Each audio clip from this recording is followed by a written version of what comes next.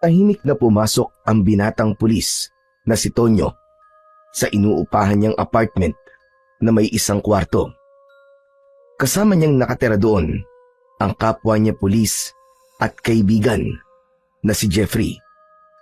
Bukod kay Jeffrey, kasama rin nila doon ang kababata niyang si Benjo na halos 6 na buwan pa lamang sa Maynila.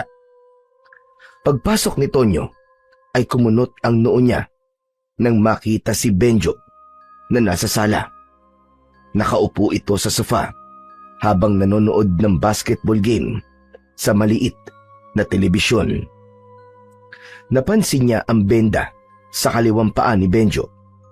Umupo si Tonyo sa pang-isahang upuan sa tabi ng sofa. Uy, tol! Nakauwi ka na pala. Nagluto na pala ako ng ulam. Nagisa na lang ako ng corned beef. Baka kasi hindi ka pa naghahaponan eh. Kumain ka na lang sa kusina. Ano nangyari sa paa mo, tol? Bakit may benda yan? Ito. Naaksidente sa pabrika. Natapilok ako tapos nabali yung buto ko sa paa eh. Ito, pinagpapahinga muna ako ng supervisor namin.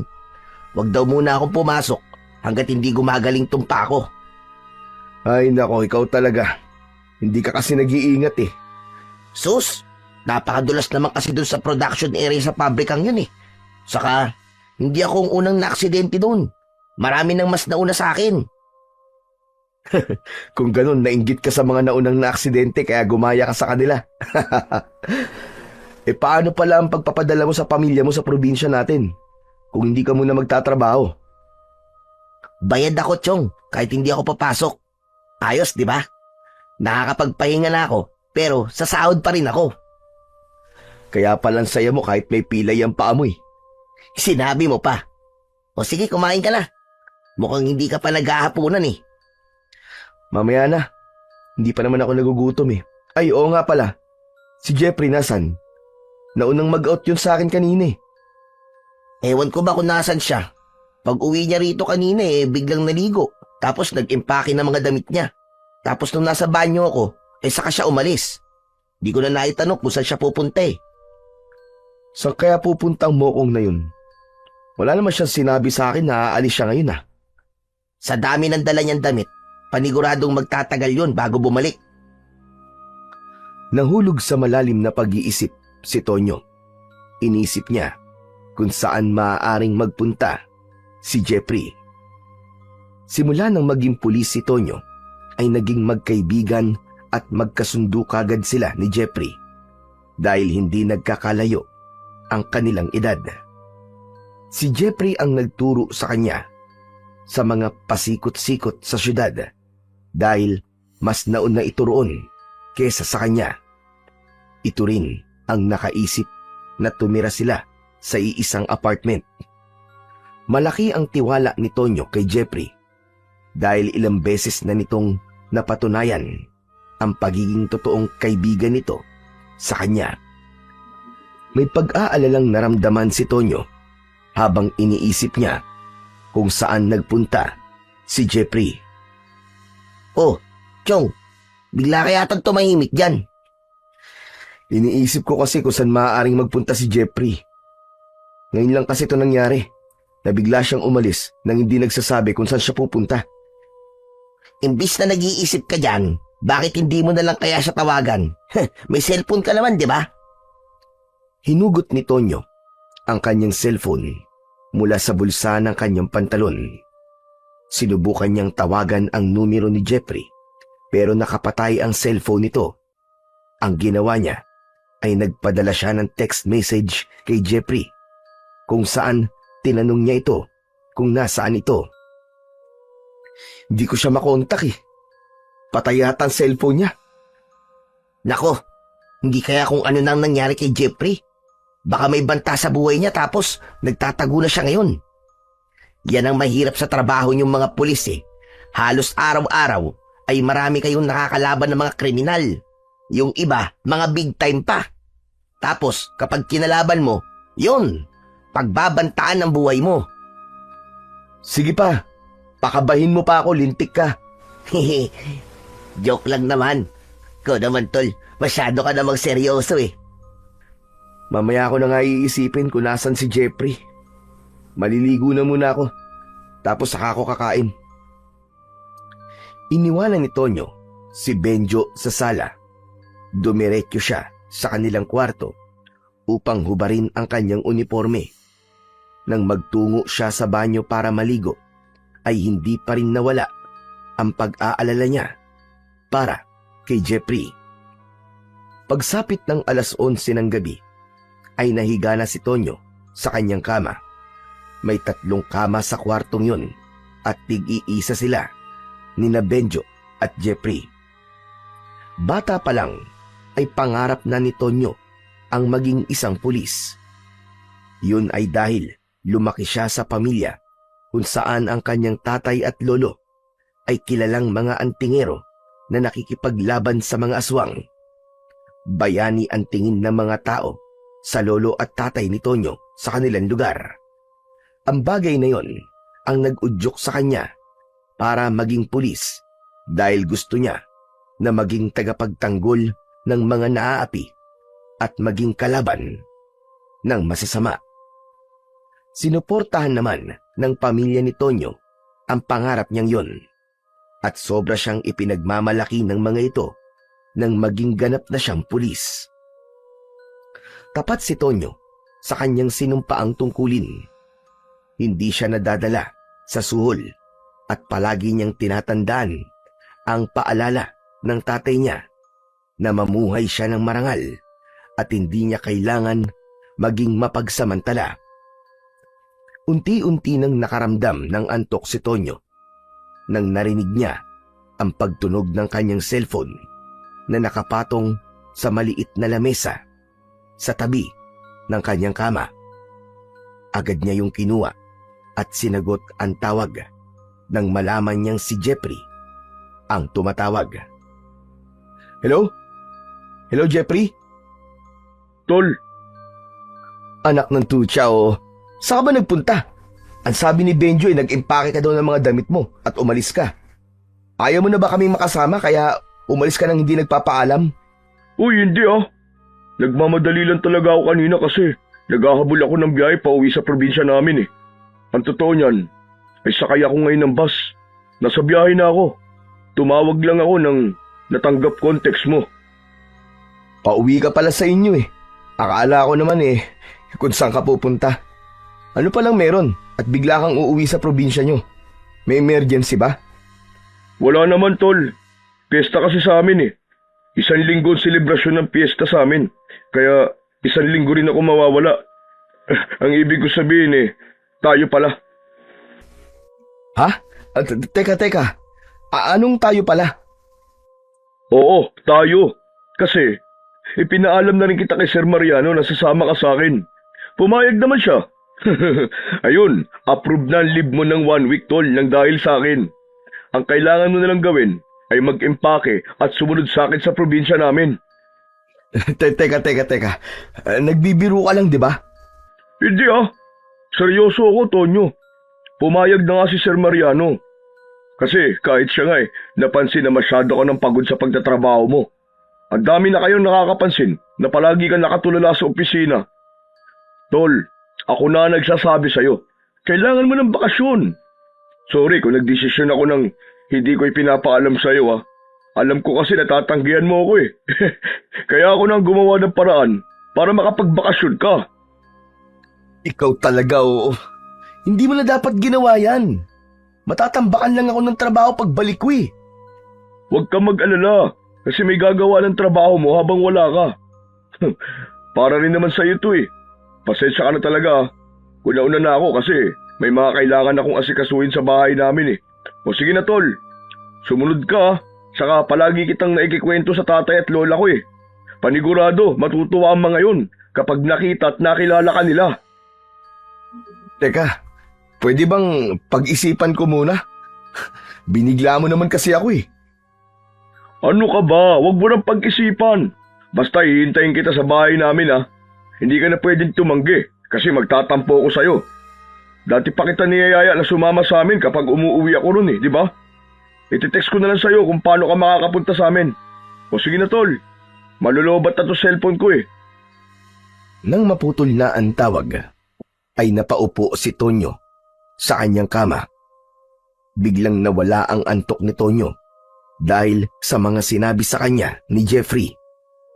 Makalipas ang ilang sandali, ay nakatanggap siya ng text message mula kay Jeffrey. Detalyadong nakalagay doon kung paano makakapunta sa bahay ni na Jeffrey sa probinsya. Maya-maya pa ay nakita ni Tonyo na bumangon si Benjo mula sa higaan nito. Umupo ito sa gilid ng kama ni Tonyo. Si Jeffrey ba yung kausap mo kanina, tol? Oo. Ano sabi niya? Alam mo na ba kung nasan siya ngayon? Nasa biyahe pauwi sa probinsya nila ngayon. Piyesta daw kasi sa kanila. Ganun ba? Akala ko naman kung saan siya pupunta. Ang dami niya kasing dalang damit eh. Pero bakit parang hindi may pintay ang mukha mo? May problema ba? Si Jeffrey kasi, ipinagpaalam niya ako kay Sir Mariano na mag-leave ng 1 linggo. Tapos, pinapasunod ako ni Jeffrey sa probinsya nila. Inimbitahan niya ako sa piyesta nila. Ang sabi niya, napapansin daw niya na sobra na akong pagod sa pagtatrabaho. Kaya kailangan ko raw ng bakasyon. Maganda naman pala layunin ni Jeffrey. Kaya kanya inaaya sa kanila eh. Kahit ako, napapansin ko na masyado ka ng subsub sa pagtatrabaho eh. Delikado ang ganyan, tol. Dapat, wag puro trabaho. Bigyan mo rin ng oras sa sarili mo. Marami lang kasi akong hawak na kaso ngayon. Pero sabi ni Jeffrey, may gagawa naman doon ang trabaho ko habang wala ako. Oh, yun naman pala eh. Di sumunod ka na kay Jeffrey sa probinsya nila. O kaya mas maganda kung samahan na lang kita. Total, wala rin naman akong pasok sa trabaho, di ba? Para makapagbakasyon na rin ako. Nagsasawa na ako sa puro building ang nakikita ko eh. Walang Joe. Talaga naisip pa ba magbakasyon ha? Kahit pilay na yung isang paa mo ha? Aba, syempre naman. Ayoko naman naaalis ka tapos mag-isa lang ako rito may iwan sa apartment, no? Kilala mo naman ako. Hindi pwedeng wala akong makakausap na tao. Baka pag umalis ka nang hindi ako kasama eh. Pagbalik mo rito kinakausap ko na yung mga kaldero sa kusina. Puro ka talaga kalokohan. Ano na tol, sige na, pumayag ka na oh. Sumunod na tayo kay Jeffrey. Ang tanong, papayag kaya si Jeffrey na kasama ka? Hindi ba, hindi naman kayo magkasundo nun? Huwag mo nalang sabihin na kasama mo ko. Para wala na siyang magagawa kapag nakita niya ako, nakasama mo ko. Gusto ko rin kasi talaga magbakasyon eh. Okay, sige, payag na ako. Susunod tayo kay Jeffrey sa probinsya nila. Total, wala na rin naman akong magagawa kasi approved na ang 1 week leave ko eh. Kesa masayang yun. Mas mabuti pang mag-enjoy na lang tayo sa fiesta ni na Jeffrey. Ayos! Buti naman at pumayag ka na. Kailan pala tayo alis? Mag-i-empake na ba ako? Oo, sige. Mag-impake na tayo at mamayang madaling araw tayo aalis. Ang sabi kasi ni Jeffrey sa text niya ay aabuti ng 10 oras ang biyahe papunta sa kanila.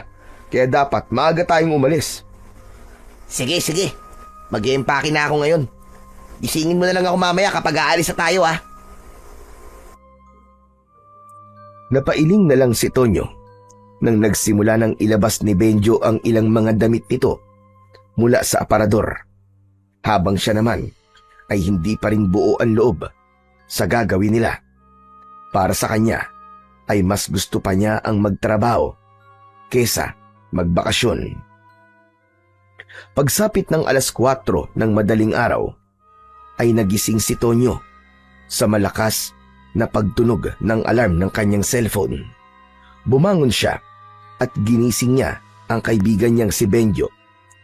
Naunang nagtungo si Benjo sa banyo para maligo. Nang matapos ito, ay si Tonyo naman ang sunod na naligo. Makalipas ang ilang sandali, ay parehas na silang nagbibihis at nag-aayos ng kanilang sarili. Habang nagsasapatos si Benjo, ay binuksan ni Tonyo ang drawer at nakita niya roon ang kanyang baril. Hindi niya alam, pero tila may bumulong sa kanya na dalhin niya yon. Kinuha niya ang baril at ang lalagyan ng mga bala. Isinama niya yon sa kanyang bag. Humarap si Tonyo sa salamin para siguraduhin na maayos ang kanyang buhok. Matapos yun, ay isinuot niya ang isang kwintas. Meron yung palawit na bilog na kulay puti. Hinawakan niya ang palawit ng kwintas at umusal siya ng isang dasal. Talagang hindi ka pwedeng umalis nang hindi suot yung kwintas na yan, ano? Hindi talaga pwede. Bigay pa to sa akin ng lolo ko eh. Ang tagal na natin magkaibigan pero hanggang ngayon, hindi ko pa rin alam kung para saan ang batong yan. Ang alam ko lang ay agimat yan kasi ang tingero ang tatay at lolo mo sa baryo natin eh. Kabal ang tawag sa agimat na to, Benjo. Kapag meron ka nito, hindi ka tatablan ng bala ng baril at ng kahit na anong matutulis na bagay. Wow! Ang astig naman pala niyan. Pero totoo ba ang kapangyarihan niyang kabal?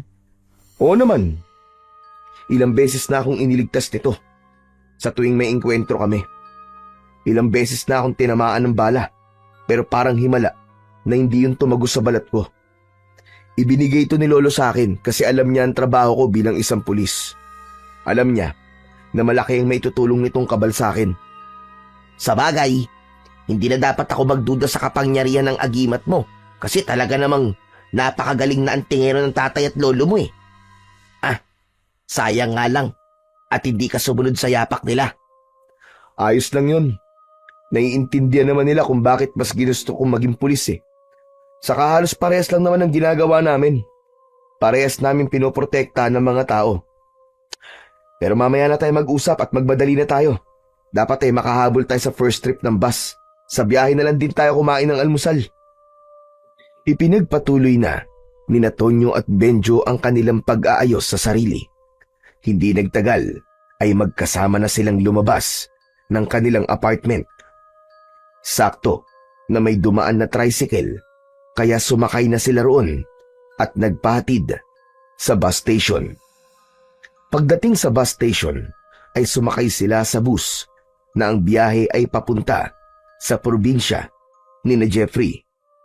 Nang mapuno na ng mga pasahero ang bus, ay umandar na yon. Hindi nagtagal ay nakatulog si Tonyo dahil ang totoo ay inaantok pa siya ng oras na yon. Makalipas ang ilang oras ay biglang nagising si Tonyo. Isang malakas na sigaw ang kumawala sa bibig niya kaya napatingin ang lahat ng pasahero sa kanya. Pasensya na po kayo. Nananaginip lang po ako. Napapahiyang napayuko si Tonyo. Grabe ka, tol. Iskandaloso ka pala. Kasalanan ko ba kung nanaginip ako ng hindi maganda? Ano ba kasi napanaginipan mo at napasigaw ka? Hinahabol daw ako na napakaraming aswang. Tapos nung maabutan nila ako, ay pinagtulungan nila akong patayin. Uy, nakakatakot naman panaginip yan. Pero panaginip lang naman yun eh. Hindi naman yun totoo. Dahil ang totoo, mag-e-enjoy tayo ng gusto sa pupuntahan natin. Nakamalay mo, merong magagandang chika bebe doon kina Jeffrey. Iyon, di lumabas din ang totoo. Pambira ka. Gusto mo lang maghanap ng mabobola mong babae, kaya ipinilit mong makipiyesa tayo kina Jeffrey. Bonus lang naman ang babae, tol eh. Siyempre, pupunta tayo ron para magbakasyon at makipiesta. Ewan ko sa'yo. Pero sa totoo lang, parang iba ang pakiramdam ko sa bakasyon na to eh. Parang may masamang mangyayari na hindi ko alam. Huwag ka kasi mag-isip ng negatibo kasi ganun talaga ang mangyayari. Saka ano namang masamang mangyayari, magbabakasyon lang naman tayo. Saka nandun naman si Jeffrey. Hindi naman niya siguro tayo pababayaan, di ba? Hindi na lang muna nagsalita si Tonyo. Itinuon niya ang kanyang mata sa labas ng bintana at pilit niyang inalis ang hindi magandang pakiramdam na meron siya. Simula kasi nang umalis sila sa apartment ay naramdaman niya na yon. Tila ba may kung anong puwersa ang pumipigil sa kanya na umalis. Inisip na lang niya na baka dahil hindi buo ang loob niya na magbakasyon dahil mas gusto niya nga ang magtrabaho. Halos 10 oras na nakaupo sa base na Tonyo at Benjo bago yun huminto sa isang lumang istasyon ng bus. Bumaba na sila at naglakad sila para maghanap ng makakainan. Sandali lang, tol. Daan-daan ka lang sa paglalakad. Nakita mo nang injured ang kasama mo eh. Aray, ang sakit ng paa ko kapag naglalakad ako ng mabilis eh. Yan, dapat kasi nagpapahinga ka na lang sa apartment eh. Tapos ngayon magrereklamo ka na masakit ang paa mo. Mas gusto ko pa sumakit ang paa ko kaysa mag-isa ako sa apartment, ano? Nakahanap ng maliit na karinderya sina Tonyo at doon na sila kumain. Habang kumakain ay naisipan ni Tonyo na tawagan si Jeffrey pero hindi niya na ito makontak. Ano naman kaya nangyari rito kay Jeffrey? At patay na naman ang cellphone niya. Baka naman lobat lang o kaya busy. Pero sinabi ba niya sa text niya kung anong sunod na sasakyan natin? Oo. Magji-jeep daw tayo tapos sasakay ng tricycle. Yun na raw ang mag-aatid sa atin sa baryo nila. Sinungaling din talaga ang Jeffrey na yun, no? Akala ko ba sabi niya 10 oras ang biyahe papunta sa kanila. Yung pala, 10 oras sa bus. Tapos, may sasakyan pa. Anak ng weteng, oo. Napakalayo naman ng baryo nila. Nasa dulo na ba yun ng Pilipinas? Hayaan mo na nga, Benjo. Saka teka lang, ikaw naman ang pumilit sa akin na sumunod kay Jeffrey, di ba? Tapos ngayon nagre-reklamo ka. Natawa na lang si Benjo sa sinabi ni Tonyo. Nang matapos na silang kumain, ay sumakay na sila ng jeep. Halos kalahating oras ang naging biyahe nila. Pagkababa nila ng jeep, ay sa tricycle naman sila sumakay. Habang sakay ng tricycle, ay napansin nila na paunti na ng paunti ang mga kabayan na kanilang nakikita sa daan. Matapos ang halos 1 oras, ay huminto na ang tricycle sa tapat ng isang arko na gawa sa kawayan. Sinabi ni Tonyo sa driver na baka pwede sila nitong ihatid sa mismong bahay na pupuntahan nila. Pero tumanggi ang driver at anito ay magbayad na lang sila para makaalis na ito. Wala nang nagawa si Tonyo kundi ang magbayad ng pamasahe. Pagkababa nila ng tricycle ay kapansin-pansin ang pagmamadali ng tricycle driver na umalis. Grabe, ang sama naman ng ugali ng tricycle driver na yon. Hindi man lang tayo inatid sa mismong bahay ni na Jeffrey. Hayaan mo na. Baka ayaw niya lang maabutan ng dilim. Nakita mo naman liblib ng lugar na to eh. Matatagalan bago siya makabalik sa bayan. Saka okay na rin to para makapaglakad-lakad tayo. Kanina pa tayo nakaupo eh. Sa bagay, may punto ka naman. Medyo sumasakit ng ang puwet ko kasi 10 oras ba naman tayo nakaupo sa bus kanina eh. Nang sandaling yon, ay muling sinubukan ni Tonyo na tawagan si Jeffrey para mas maging madali ang pagpunta nila sa bahay nito. Pero hindi pa rin niya ito makontak. Wala na siyang nagawa kundi ang muling basahin ang huling text message na ipinadala sa kanya ni Jeffrey. Ano tol? Hindi pa ba tayo maglalakad? Teka, sandali. Binabasa ko pa tong huling text ni Jeffrey. Hindi pa rin kasi siya sumasagot sa tawag ko eh. Magpapasundo na lang sana tayo sa kanya dito. Ano ba kasing nakalagay sa text niya? Ano sabi? Ang sabi niya, ang bahay daw nila ay meron 2 puno ng mangga sa unahan. Tapos, may bakod daw na gawa sa kawayan. Anak nang, mukhang lahat ng bahay dito sa baryong to. May 2 puno ng mangga sa harapan tapos kawayan yung bakod eh. Anak ng weteng, oo. Pinagluloko tayo ng kaibigan mong yan ah. Kaya mainit ang dugo ko dyan eh. Kakaltukan ko yan pag nakita ko, tignan mo. Ang mabuti pa, isimulan na natin ang paghahanap sa bahay ni Jeffrey. Saka, magtanong-tanong na lang din tayo sa mga taong makikita natin. Pero, magpapaalala lang ako sa iyo Nasa teritoryo tayo ni Jeffrey, Benjo. Tigilan mo muna ang pangiinis sa kanya ha. Hindi ko may papangako pero susubukan ko. At wala akong pakialam kahit nasa teritoryo niya tayo. Wow! Ang tapang mo naman. Ikaw na lang dapat ang nagpulis eh, imbis na ako eh. Nagtawanan ang dalawa. Hindi nagtagal ay nagsimula na silang maglakad papasok sa mismong baryo ni na Jeffrey. Kapansin-pansin na napakatahimik ng lugar na yon. Nang isang matandang babae ang nakita nila, ay agad nilang itinanong dito kung saan ang bahay ni Jeffrey at itinuro naman yun sa kanila ng matanda. Matapos magpasalamat ay nagpatuloy na sa paglalakad ang dalawa. Tol, parang nakakatakot naman ang mga tao sa baryong to. Tignan mo, pinagtitinginan tayo ng mga tao. Tapos yung matandang babae kanina na napagtanungan natin, parang may itinatago. Hindi siya makatingin ng diretso sa atin, tol. Alisin mo na nga yung pagiging judgmental mo. Saka hindi ba ikaw ang nagsabi sa akin na wag akong mag-isip ng negatibo? Tapos ikaw naman pala nag-iisip ng hindi maganda. Saka, normal na pagtinginan tayo ng mga tao. Kasi bago tayo sa paningin nila, dayo tayo dito. Sa'yo nang napapansin ko sa lugar na to eh. Anong magagawa ko? Tumahimik ka na lang at baka mamaya may makarinig pa sa'yo. Mamaya kuyugin tayo dito eh.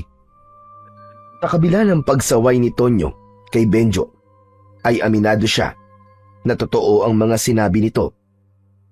Kapansin-pansin ang pailalim na tingin ng mga tao sa kanila.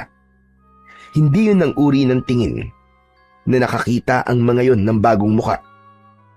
Kakaiba ang tingin ng mga tao sa kanila at hindi kayang ipaliwanag ni Tonyo kung ano ang ibig sabihin ng mga tingin na yon. Hindi nagtagal ay narating na nila ang harapan ng bahay na itinuro sa kanila ng matandang babae. Meron yung bakod na gawa nga sa kawayan at naroon din ang dalawang malalaking puno ng mangga. Nakabukas ang gate na gawa sa kawayan kaya tuloy-tuloy silang pumasok sa loob ng bakuran. Si Tonyo ang kumatok sa pinto. Hindi nagtagal ay bumukas yun at bumungad sa kanila ang isang lalaking matangkad. Napasigaw si Benjo nang makita nito ang dugoang itak na hawak ng lalaki. Sa sobrang takot ni Benjo ay napatakbo ito sa likod ni Tonyo. Matalim ang mga mata ng lalaki. Tonyo, baka mamaya mamamatay tao yan oh. Tignan mo, may dugo yung itak niya. Tumahimik ka nga, Benjo. Sino kayo? Ano kailangan nyo rito? Magandang hapon po. Ako po si Tonyo. At ito pong kasama ko naman si Benjo. Mga kaibigan po kami ni Jeffrey. Galing pa po kami sa Maynila. Jeffrey? Aba, teka lang. Jeffrey, may mga bisita ka. Sila na yata yung sinasabi mong bisita natin sa piyesta. Umalis ang lalaki sa harapan ni Tonyo. Hindi nagtagal ay si Jeffrey na ang humarap sa kanila. Biglang nawala ang ngiti ni Jeffrey nang makita nito si Benjo. Anong ginagawa niyan dito, Tonyo? Hindi ba ikaw lang ang pinapunta ko rito? Wala rin kasi siyang pasok sa trabaho niya ng ilang araw dahil pilay ang paa niya. Kawawa naman kung iiwan kong mag-isa sa apartment Baka masiraan pa ng ulo yan dun Kung ayaw mo ako nandito, pwede naman na akong umalis na. Hindi yung nagsasalita ka dyan na parang wala ako dito. Direkta mong sabihin at itanong sa akin kung bakit ako kasama ni Tonyo. Bakit nga ba hindi ka nalang bumalik sa Maynila? Teka. Pwede bang wag na kayo mag-away? Jeffrey, pasensya ka na kung isinama ko rito si Benjo nang hindi nagsasabi sa'yo.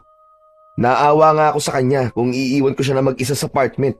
Tapos may injury pa siya Ano pa nga ba magagawa ko kasama mo na yan. Hoy Benjo, joke lang yung pinapaalis na kita. Baka naman isipin mo na masama ang ugali ko. Pasok na pala muna kayo, sige na. Nilakihan ni Jeffrey ang pagkakabukas ng pinto at saka pumasok sina Tonyo at Benjo sa bahay nito. Naupo sila sa mahabang upuan na gawa sa kawayan. Malawak ang bahay ni Jeffrey. Gawa ang dingding sa malalapad na tabla at ang bubong ay pawid. Mula sa sala ay nakita ni Tonyo ang lalaking nagbukas ng pinto sa kanila. Nasa kusina iyon habang nagtatadtad ng karne ng baboy. Tila napansin ni Jeffrey na nakatingin si Tonyo sa lalaki, kaya muli itong nagsalita. Oo nga pala. Tatay ko'y nagbukas ng pinto sa inyo kanina. Sandro ang pangalan niya. Si Lola Rosita naman ay nasa kwarto niya. Mamaya ko na kayo ipapakilala sa kanya kasi nagpapahinga siya sa oras na to eh. Kumusta nga pala naging biyahe niyo? Ayun, namamaga magkabila ang pisngi ng puwet namin kasi 10 oras kami nakaupo sa bus. Akala ko naman 10 oras lang ang biyahe, pero hindi naman pala. Kung magrereklamo ka lang, hindi ka na sana sumama kay Tonyo. Oo. Ayan na naman kayong dalawa eh. Magsisimula na naman kayong mag-away. Pwede bang kahit sa buong bakasyon na lang na to, ay magkaayos muna kayong dalawa? Hindi ba kayo may gusto na magpahinga ako sa trabaho? Sa tingin nyo ba, makakapagpahinga ako kung nagbabangayan kayo palagi? Sorry na, tol. Ito kasi si Jeffrey. Palagi na lang akong tinatable. Anong ako?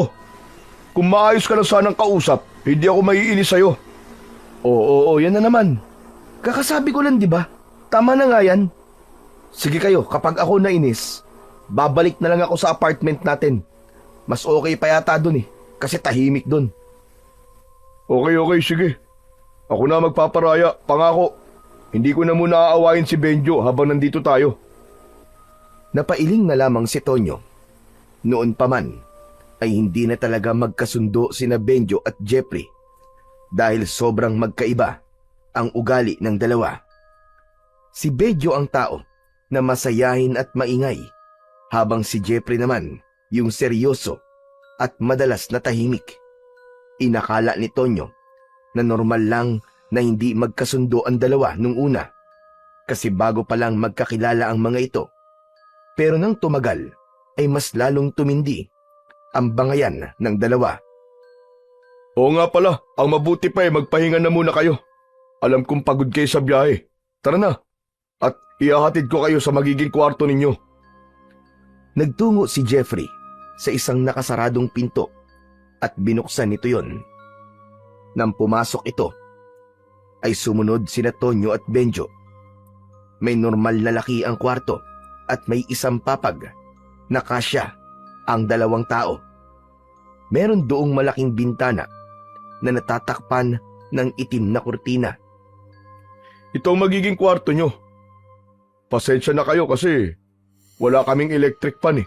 Pero huwag kayo mag-alala kasi malamig ang panahon ngayon. Kaya hindi nyo na rin talaga kailangan ng electric fan. Baka mangatog kayo. Ang totoo kasi niyan walang linya ng kuryente dito. Pero may signal naman na cellphone. Yun nga lang, mahina at madalas nawawala pa. Ano? Bakit hindi mo sinabi na wala pa ng kuryente dito? Paano kami makakapag-charge ng cellphone namin? Hindi ba sinabi ko sa text kay Tonyo na libliban lugar namin? Sana naisip mo na walang kuryente dito.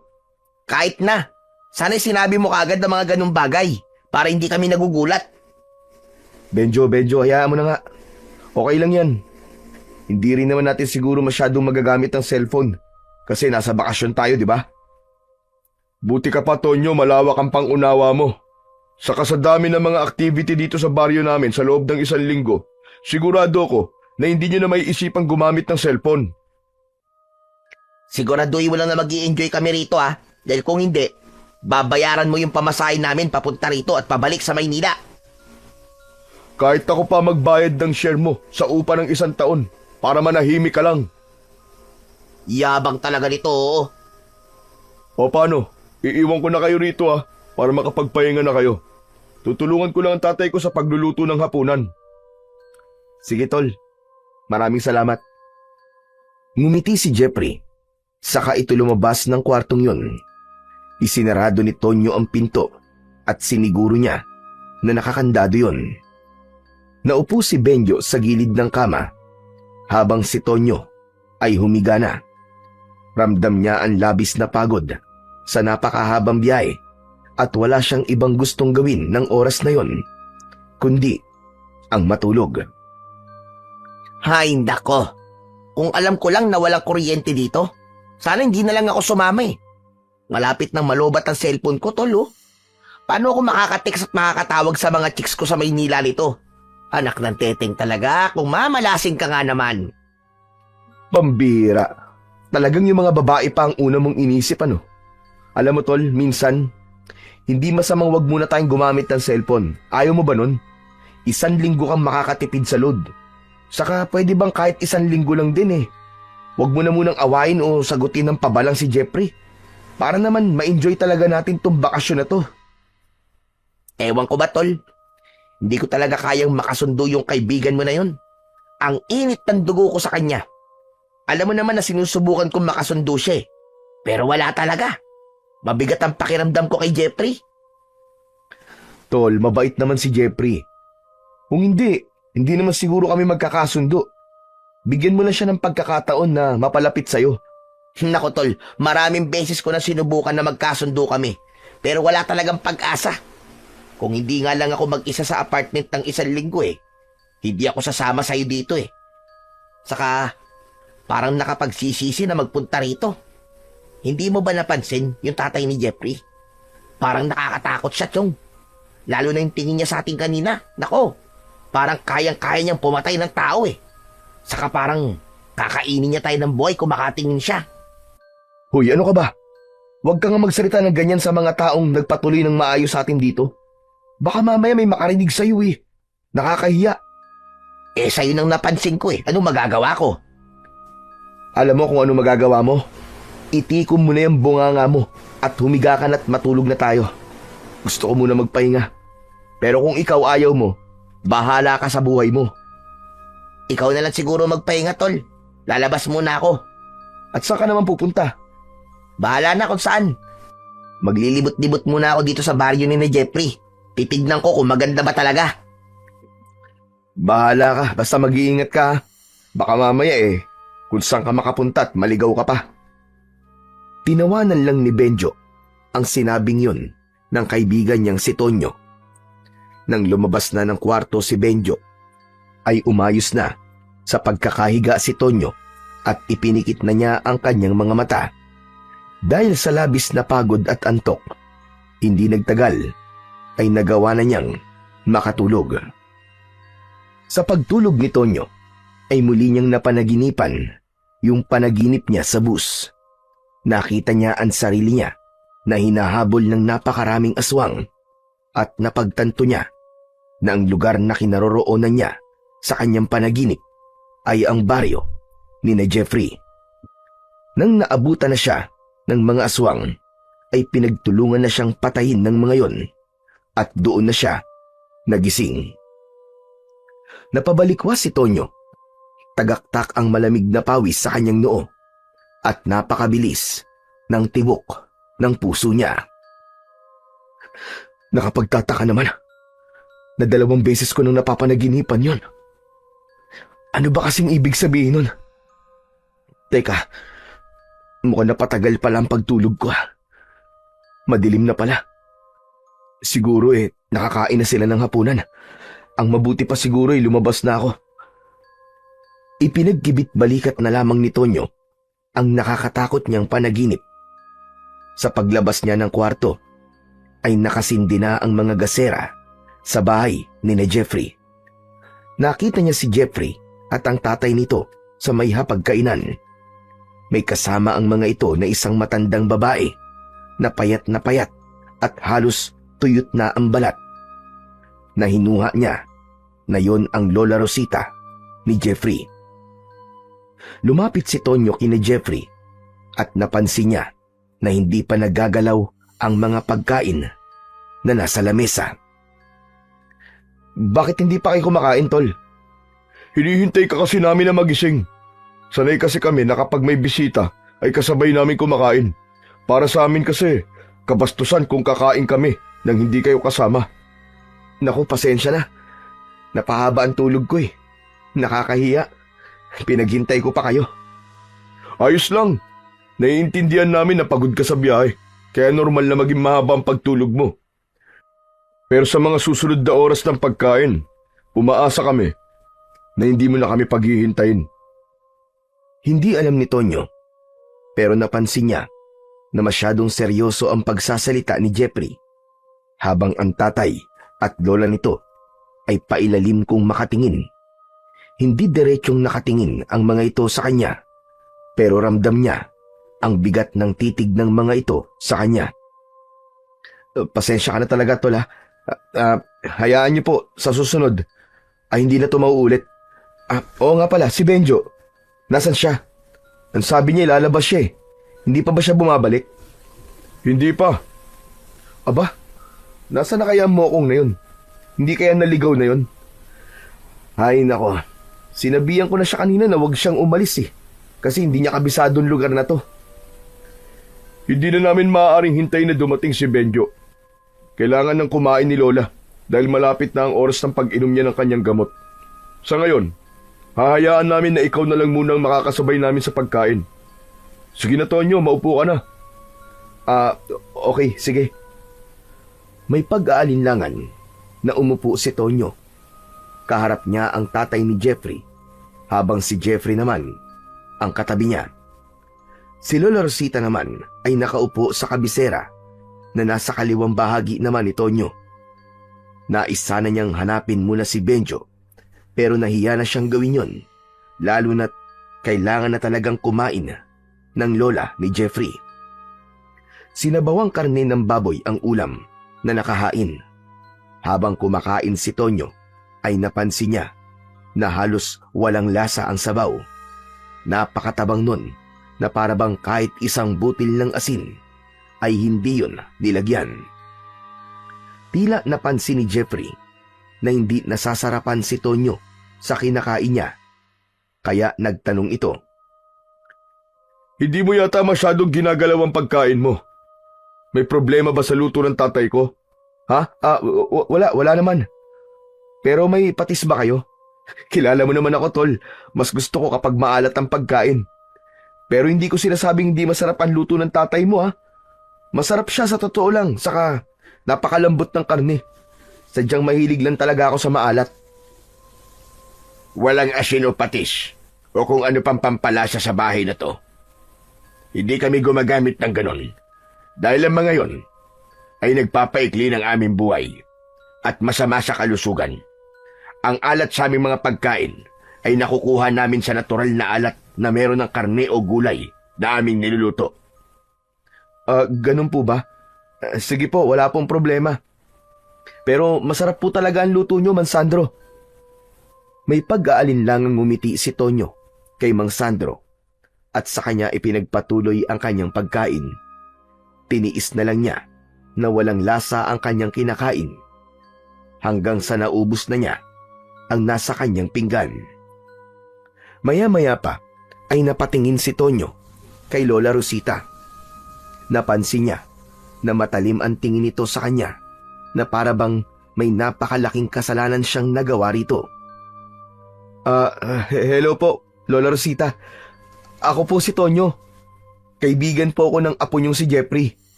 Apo, Jeffrey, nagugutom na ako. Gusto ko na kumain. Tol, anong sinasabi ng lola mo? Di ba kanina pa siya kumakain? Ganyan talaga si Lola. Medyo nagiging ulyanin at isip bata na siya dahil sa kanyang katandaan. Nagugutom na ako. Gusto ko na kumain. Lola, nasa harap niyo po yung pagkain. Yan po ang kainin niyo. Mas lalong kinabahan si Tonyo dahil mas naging matalim ang tingin ni Lola Rosita sa kanya. Nagsimula na yung maglaway habang umaangil na parang isang galit na aso.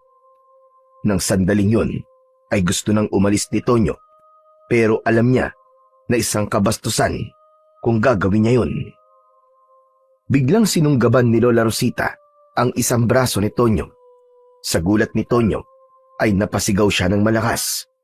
Ngumanga ng malaki ang matandang babae at nang akmang kakagatin nito ang braso ni Tonyo ay agad namang tumayo si Jeffrey upang pigilan si Lola Rosita.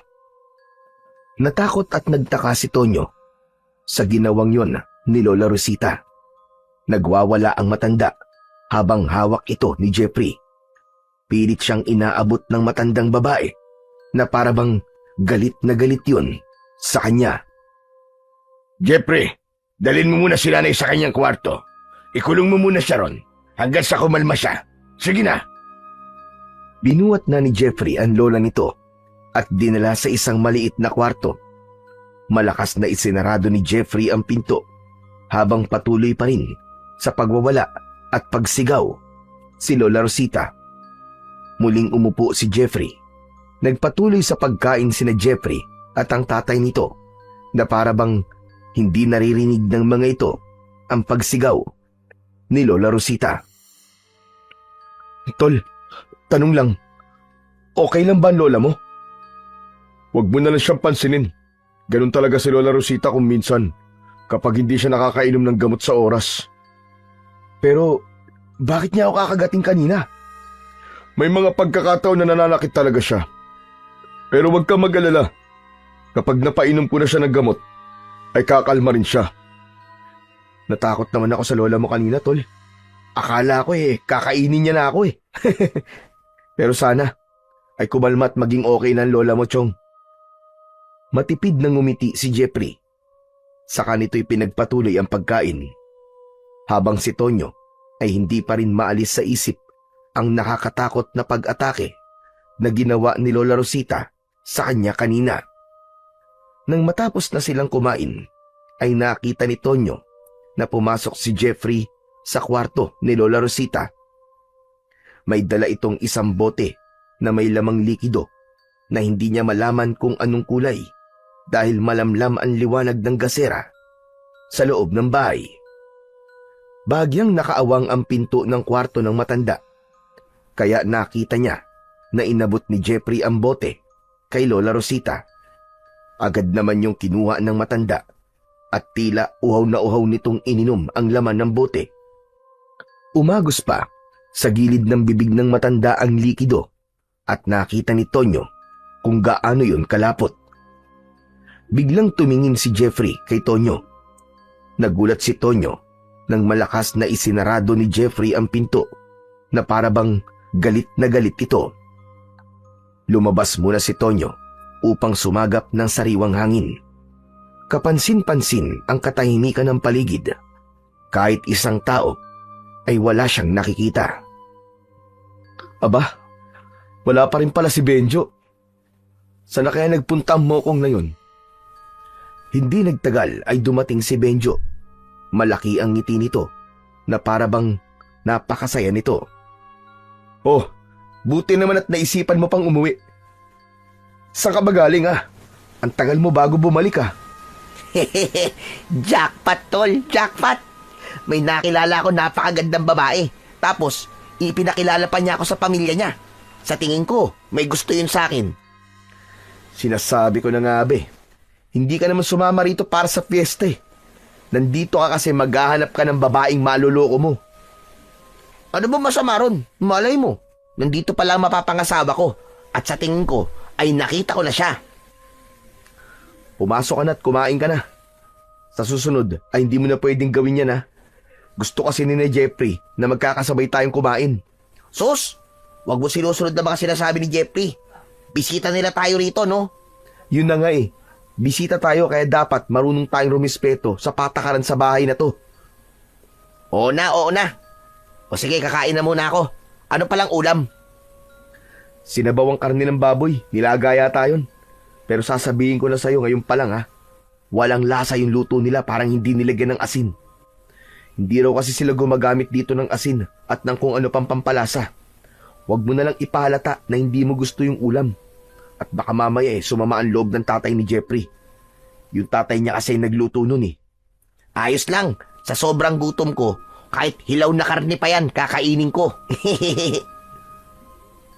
Napansin ni Tonyo ang kakaibang kwintas na suot ni Benjo. May palawit yon na para bang pinatuyong sanga ng kung anong halaman. Teka, Chong. Saan mo nakuha yung suot mong kwintas? Ito ba? Bigay sa akin ng babaeng nakilala ko. Ang sabi niya, wag ko daw tong huhubarin. Nang pumasok na si Benjo sa bahay, ay muling pinagmasdan ni Tonyo ang paligid. Bahagyang maliwanag ang buwan na natatakpan pa ng makapal na ulap, kaya kahit paano ay may nakikita siya. Doon niya napansin na walang banderitas sa baryo na hindi normal kapag fiesta. Inisip na lang niya na walang budget para sa ganung bagay ang baryo ni na Jeffrey, kaya hindi niya na yon binigyan pa ng pansin. Nanatili muna si Tonyo sa labas ng bahay. Umupo siya sa isang mahabang upuan na gawa sa kahoy na nasa ilalim ng puno ng mangga.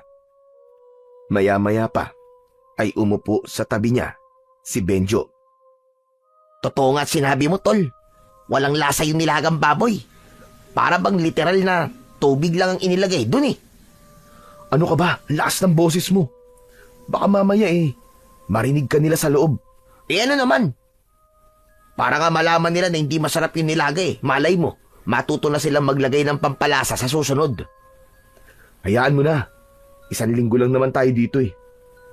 Ano pa lang nangyari doon sa sinasabi mong babae na nakilala mo kanina? Tamo? Interesado ka naman pala? Ayun. Pinakilala niya ako agad sa pamilya niya. Ang bait nga ng nanay at tatay niya eh. Parang gusto nila pakasalan ko na kagad ang anak nila. Saka napakaganda niya, tol. Morena, tapos sexy pa. Alam mo ba yung ganda na Pilipinang-Pilipina? Ganon siya. Walang-wala yung mga babae sa Maynila, Chong. Sana'y seryosohin mo ng isang yan. Kilala kasi kita, Benjo eh. Masyado kang mapaglaro pagdating sa mga babae. Huwag mo nang dalhin dito yung pagiging palikero mo. Tignan natin ang mga mangyayari sa susunod na araw. Ayokong mangako. Loko ka talaga. Pero Benjo, maiba ako. Alam mo bang may nangyari kanina rito? Yung lola ni Jeffrey, bigla na lang nagwala tapos muntik niya na akong kagatin sa braso. Mabuti nga'y napigilan siya ni Jeffrey. Ano? Seryoso ba yan? Hindi kaya may rabies si Lola Rosita? Di ba ganun kapag nagkakarabis? Nagiging parang asong ulol? Wala. Ang sabi ni Jeffrey, ay ganun daw minsan ang lola niya kasi ulyani na raw. Alam mo na, sa sobrang tanda na ni Lola Rosita, ay para na siyang bata kung mag-isip. Sa bagay. Pero, wala ka ba napapansin sa lugar na to, Chong? Parang hindi piyesta, di ba? Tignan mo, walang kabanderi-banderitas. Tapos, wala rin ako nakikitang simbahan o kahit maliit na kapilya man lang. Kung piyesta rito, sinong santo o patron ang ipinagdiriwang nila? Naiikot ko na tong buong baryo kanina, pero wala talaga akong nakitang simbahan. Yan nga rin ang ipinagtataka ko kanina eh. Pero hayaan mo na. Ang mahalaga ay nandito tayo at napagbigyan ko na si Jeffrey. Hindi ba ilang beses niya na ako niyaya rito noon? Pero palagi akong tumatanggi. Kasi mas gusto ko nga magtrabaho kaysa magbakasyon. Sa gitna ng pag-uusap ng dalawa, ay biglang dumating si Jeffrey. Nakangiti na ito at hindi na gaya kanina na napakaseryoso. Ang lalim yata ng pinag-uusapan nyo ah. Pwede ba akong makisali? Nagkikwento lang tong si Benjo sa babaeng nakilala niya rito. Naku Benjo, binabalaan kita ah. Huwag mong lolokohin at paglalaruan ng mga babae rito. Oo, madali silang maniwala sa mga sasabihin mo. Pero hindi yung dahilan para lokohin mo sila. Kilala kita eh. Babaero ka. Kahit hindi ka naman gwapo. Wow! Nagsalita ang ubod ng gwapo. Bakit ikaw? Gwapo ka ba? Kumpara sa'yo, aba, oo naman. Teka, tama na nga yan. Yan na naman kayo, magsisimula na naman kayo ng away. Hindi nyo ba talaga kayang magkaayos? Kahit habang nandito lang tayong tatlo? Yang kaibigan mo ang pagsabihan mo, tol. Masyadong pasmado ang bunganga. Palagi na lang akong nakikita. Pinagsasabihan lang kita kasi kilala kita. Basta, hindi mo pwedeng gawin sa mga babae dito ang ginagawa mo sa mga babae mo sa Maynila. Huwag ka mag-alala, Jeffrey. Pinagsabihan ko si Benjo kanina. Teka, maiba tayo. Kumusta na nga pala si Lola Rosita? Maayos na ba ang lagay niya? Oo, tulog na siya ngayon. Sabi ko naman sa'yo kapag nakainom na siya ng gamot niya, kakalma din siya. Yung gamot ba na sinasabi mo yung nakalagay sa bote na ibinigay mo sa kanya? Oo, yun nga. Gawa yun sa iba't ibang uri ng mga halamang gamot na pinakuluan ng matagal. Kaya pala sobrang lapot nun kasi pinakuluan ng matagal. Teka, Matutulog na ako. Kayo rin, matulog na kayo. O kung di pa kayo inaantok, ay mas makabubuti na doon na lang kayo sa kwarto nyo mag-usap. Teka. Bakit para bang ayaw mong dito muna kami sa labas? May aswang ba rito sa baryo nyo? Paano ko sabihin kung meron? Ha? May aswang dito? Di, biro lang. Basta pumasok na kayo.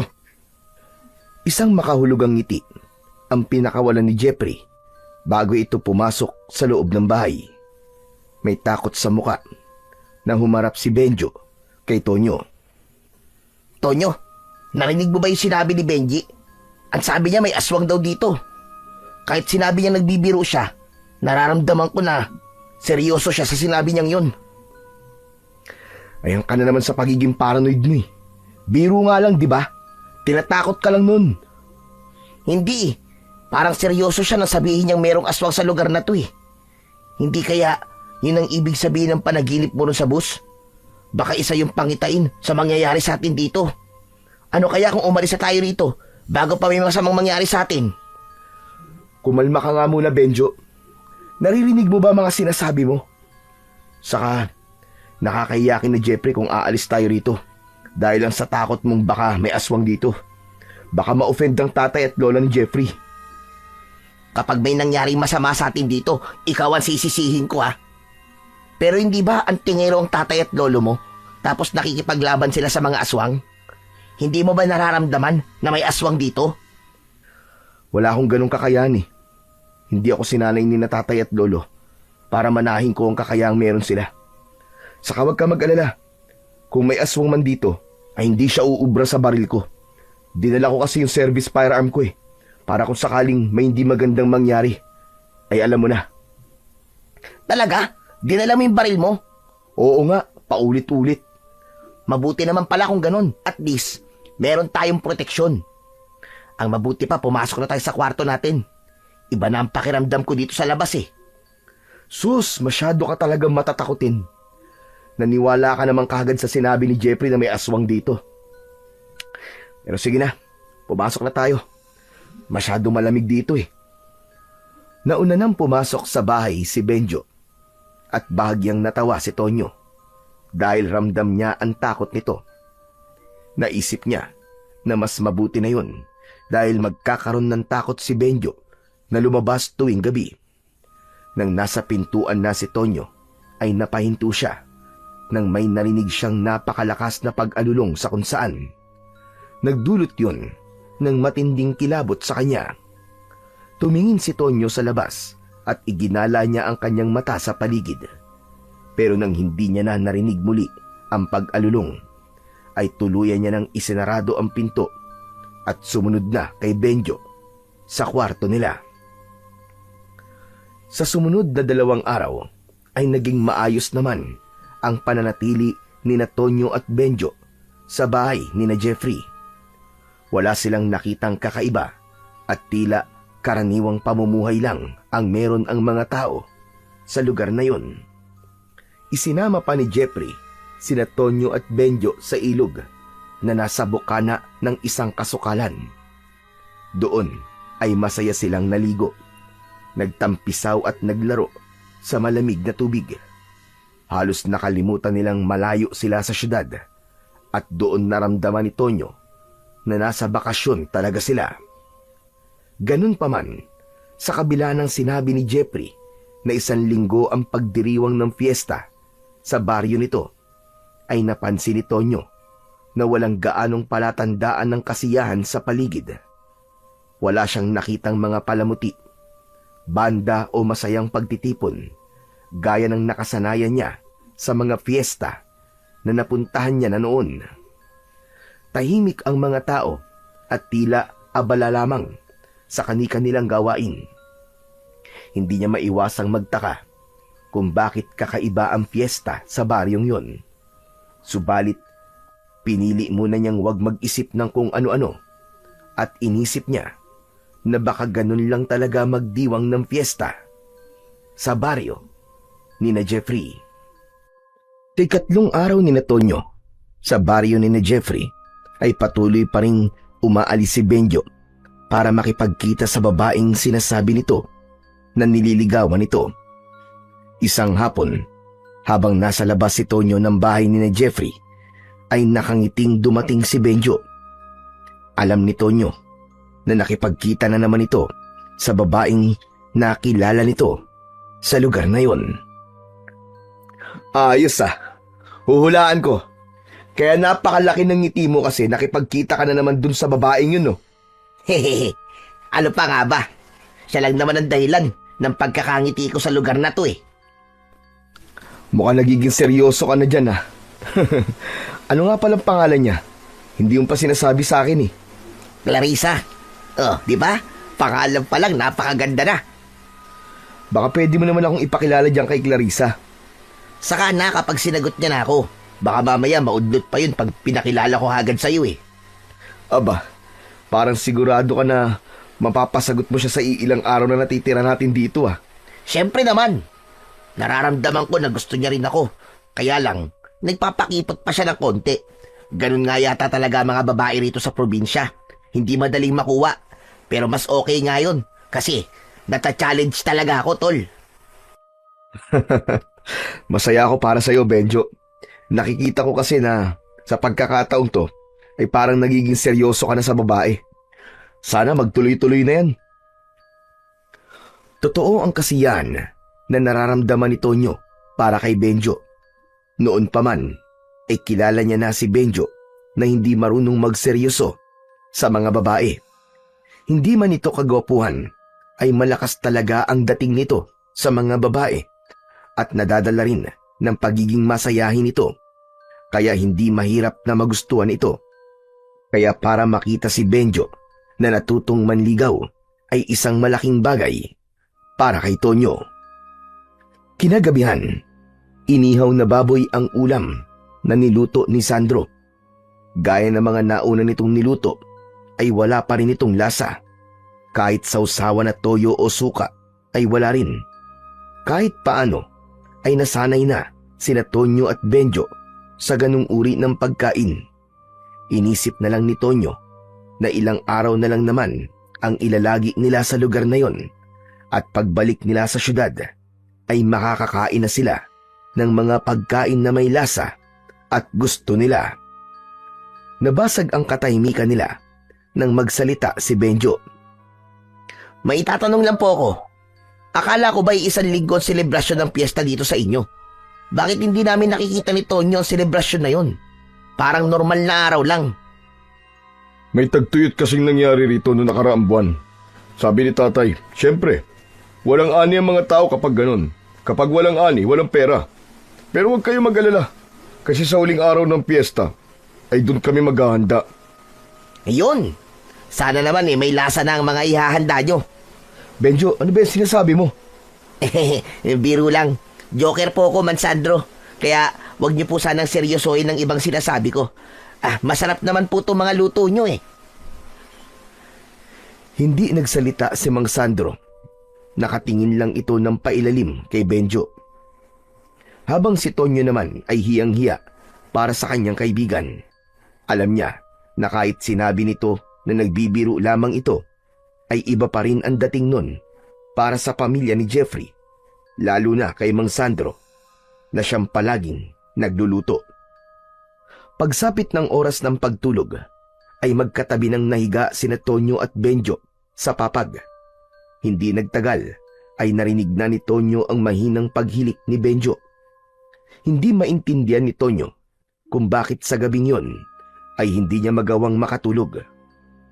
Mabigat na ang talukap ng kanyang mga mata, pero tila may kung anong puwersa ang pumipigil sa kanya na pumikit.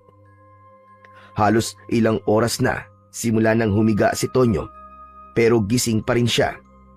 Nang tignan niya ang oras sa suot niyang relo, ay nalaman niya na 12:00 na ng hating gabi. Maya-maya pa ay napabalikwas ng bangon si Tonyo nang may narinig siya sa labas na mga taong sabay-sabay na umaawit ng dasal. Ano kaya yun? Parang may prosesyon . Dahil sa kuryosidad, ay bahagyang binuksan ni Tonyo ang bintana. Sumilip siya roon at nakita niya na tama nga ang kanyang sinabi. Merong prosesyon na nangyayari. May mga taong nakahanay habang naglalakad. Lahat ay may dalang itim na kandilang may sindi. Anong inaawit nila? Bakit parang ibang lengguwahe yata? Saka, bakit ganitong oras sila nagsasagawa ng prosesyon? Hating gabi talaga. Habang lihim na pinapanood ni Tonyo ang mga nagpuprosesyon, ay nagtaasan ang balahibo sa kanyang braso. Nang nasa tapat na ng bahay ni na Jeffrey ang mga tao, ay biglang huminto ang mga yon. Tumigil rin sa pag-awit ang lahat. Napalunok si Tonyo. May kakaibang kilabot na dala ang biglang pagtigil ng mga nagpuprosesyon. Laking gulat niya nang sabay-sabay na tumingin ang mga tao sa kanya na para bang nararamdaman ng mga yon na pinapanood niya ang mga ito. Sa sobrang takot ni Tonyo ay isinarado niya ang bintana ng malakas. Nagmamadali siyang bumalik sa tabi ni Benjo. Dahil doon ay nagising si Benjo. Ano ba, tol? Bakit naman ang likot mo? Tapos ang lakas mo pa magsarado ng bintana. At sarap-sarap na ng tulog ko eh. Storbo ka. Pasensya ka na, tol, ha? Natakot kasi ako sa mga nagpuprosesyon sa labas eh. Ha? Nananaginip ka na naman ba? Bakit naman may magpuprosesyon ng ganitong oras? Pabihira ka, oo. Hindi ko rin alam eh. Hindi naman ako taga rito. Basta may narinig akong kumakantang mga tao kanina tapos sumilip ako sa bintana. Bigla na lang silang tumigil sa harapan ng bahay ni na Jeffrey. Ang nakakakilabot pa, bigla nila akong tinignan na para bang naramdaman nilang pinapanood ko sila. Yung mga mata nila, nanlilisik, nakakatakot. Ewan ko sa'yo. Gumagawa ka lang ng kwento, no? Hindi ka makatulog kaya pati tulog ko iniistorbo mo. Saka bakit ka natatakot? Akala ko ba'y pulis ka? Kapag ba pulis, hindi na pwedeng makaramdam ng takot. Saka bakit parang hindi ka naniniwala sa sinasabi ko, ha? Imposible naman kasi na may nagpuprosesyon ng ganitong oras. O tignan mo nga sa orasan ko, oh. Lagpas na ng 12:00 ng hating gabi, ba? Teka nga, ang mabuti pa siguro tignan ko kung totoo ang sinasabi mo. Tumayo si Benjo at lumapit sa bintana. Nang akmang bubuksan ito ang bintana, ay mabilis itong pinigilan ni Tonyo. Wag mo nang tignan! Baka nasa labas pa rin sila eh. Baka ayaw nilang pinapanood na nagpuprosesyon sila. Paano ko malalaman kung nagsasabi ka ng totoo kung hindi ko makikita? Kumalma ka lang dyan, okay? Natatawa tuloy ako sa'yo eh. Wala nang nagawa si Tonyo nang tuluyan ng binuksan ni Benjo ang bintana. Hindi na tumingin sa labas si Tonyo dahil ayaw niya nang maramdaman ang takot na naramdaman niya kanina nang makita niya ang mga nanlilisik na mga mata ng mga nagpuprosesyon. Ano, nakita mo ba sila? Hindi ba nakakatakot? Tama ka nga. Ang dami nga nila. Sabi ko na sa'yo eh. Maraming bituin sa langit. Ha? Ano ba sinasabi mo? Doon na sumilip sa bintana si Tonyo. Nagtaka siya dahil kahit isang tao ay wala siyang nakita sa labas ng bahay ni na Jeffrey. Anak nang, saan nagpunta ang mga yun? Kanina lang nandyan lang sila eh. Sabi ko na nga be, nananaginip ka na naman. Oh, asa na nagpuposisyon? Wala naman ah. Sigurado ako tol na nandyan sila. Pero bakit ang bilis nilang nawala? Sa dami nila sigurado ako na hindi nila kayang makaalis dyan ng ganong kabilis. Isa lang ang ibig sabihin nun. Panaginip mo lang ang lahat o hindi kaya ay namamalikmata ka lang. Imposible. Imposible yun, tol. Sigurado ako sa nakita ko. Hindi yun imahinasyon. Alam mo, tol, mabuti pang matulog ka na. Masyado ka kasi nagpupuyat kaya kung ano-anong nakikita mo eh. Saka sa susunod, wag mo namang istorboy ng pagtulog ko. Mahihirapan na naman ako nitong makabalik sa pagtulog eh. Pero itulog mo na lang yan. Isinarado na ni Benjo ang bintana. Tinapik nito sa balikat ang nakatulalang si Tonyo at saka ito bumalik sa pagkakahiga sa papag. Nanatiling nakatayo si Tonyo sa tabi ng bintana. Labis ang kanyang pagtataka sa nangyari. Hindi pa rin siya makapaniwala na ganun kabilis na wala ang mga tao sa labas. Bigla niya tuloy kinwestiyon kung totoo ba o hindi ang prosesyon na nakita niya kanina. Kinabukasan ng umaga, hanggang sa almusal, ay tila wala pa rin si Tonyo sa sarili. Iniisip niya pa rin kasi ang nangyari kagabi. Halos hindi niya ginagalaw ang pagkain na nasa kanyang harapan at lumamig na rin ang kape niya. Tonyo, ayos ka lang ba? Kanina ka pa nakatulala dyan ah. Nako, malamang iniisip niya pa rin yung sinasabi niyang prosesyon na nakita niya kagabi. Ha? Anong prosesyon? Kaninang hating gabi kasi, may nakita akong mga taong nagpuprosesyon. Huminto pa nga silang lahat sa tapat ng bahay niyo eh. Tapos bigla silang tumingin sa akin. Parang galit na galit sila na pinapanood ko sila. Pero nung si Benjo nang tumingin, aba, akalain mo na wala sila? Jeffrey, ikaw na nga kumausap diyan kay Tonyo. Sabihin mo kung may prosesyon nga ba rito sa baryo nyo ng ganong oras. Walang prosesyon dito ng hating gabi, Tonyo. Sigurado ka ba talaga sa nakita mo? Sigurado ako, Jeffrey. Hindi ako namamalikmata lang. Pero Chong, imposible talaga yung sinasabi mo eh. Baka naman pagod o kulang ka lang sa tulog. Kaya kung ano-ano ang mga nakikita mo. Yan nga din ang sinabi ko sa kanya eh. Alam mo, ang mabuti pa siguro ay magpunta tayo mamaya sa ilog. Maligo ulit tayo ron para naman may masmasang ka. Saka huwag mo nang isipin kung ano mang nakita mo kagabi. Tanging marahang pagtango na lang ang naging tugon ni Tonyo kay Jeffrey. Pero nagkaroon siya ng kakaibang pakiramdam sa lugar na yon dahil sa prosesyong nakita niya kagabi. Ramdam niya na may mali, ngunit hindi niya matukoy kung ano yon. Pagkatapos mag-almusal, ay nagtungo na sina Tonyo sa ilog. Doon ay nalibang ni Tonyo ang kanyang sarili upang mawala na ang gumugulo sa kanyang isip.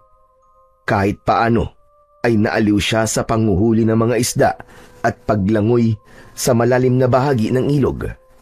Nang mapagod na sila, ay umupo silang tatlo sa isang malapad na bato na nasa tabi ng ilog. Malapit na pala tayong bumalik sa Maynila. Balik na naman tayo sa normal nating buhay. Sinabi mo pa. Pero ayos lang kasi gano'n naman talaga eh. Maswerte pa rin tayo na may babalikan pa tayong trabaho. Kumusta naman pala yung paa mo? Parang simula nang dumating ka rito hindi na yung sumasakit ah. Siyempre, dahil to kay Clarissa. Sa gitna ng pag-uusap nila, ay isang matandang lalaki ang nakita nilang nakatingin sa kanila sa hindi kalayuan. Nanlalaki ang mga mata ng matandang lalaki na para bang may galit yun sa kanila. Hindi nagtagal ay umalis na ang matandang lalaki. Sino yung matandang lalaki na nakatingin sa atin kanina? Bakit parang may galit siya sa atin? Si Tatang Berting yun. Siyang namumuno dito sa aming baryo. Kasi siya ang pinakamatanda. Ganun talaga makatingin yun. Akala mo palaging galit.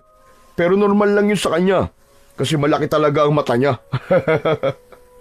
Grabe naman makatingin yon. Akala ko susuguri na tayo rito eh. Huwag niyo na lang pansinin si Tatang Berting. Ay, oo nga pala. Uuwi na muna ako sa bahay ha. Tutulungan ko pa kasi si tatay sa pagluluto eh. Kayo ba? Maya-maya pa siguro kami. Pero susunod na rin kami sa'yo. O siya, sige. Mauna na ako sa inyo ha. Mag-iingat kayo rito. Nang nakaalis na si Jeffrey, ay muling lumublob sina Tonyo at Benjo sa ilog. Habang naglalangoy, ay naramdaman ni Tonyo ang bahagyang pag-init ng kabal na nakasabit sa kanyang leeg. Bigla siyang natigilan dahil tila nagbigay ng babala ang kabal. Oh, nakatulala ka na naman dyan, tol. Huwag mong sabihin na iniisip mo pa rin yung sinasabi mong prosesyon kagabi. Hindi yon. Ito kasing kabal ko.